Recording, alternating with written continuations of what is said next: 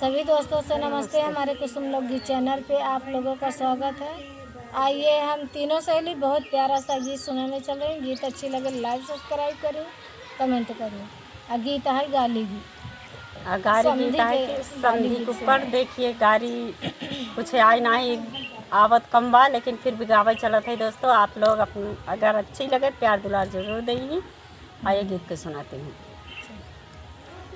समधी काहे रोवत अपन दीदा खोवत, समधी काहे रोवत अपन दीदा खोवत, तो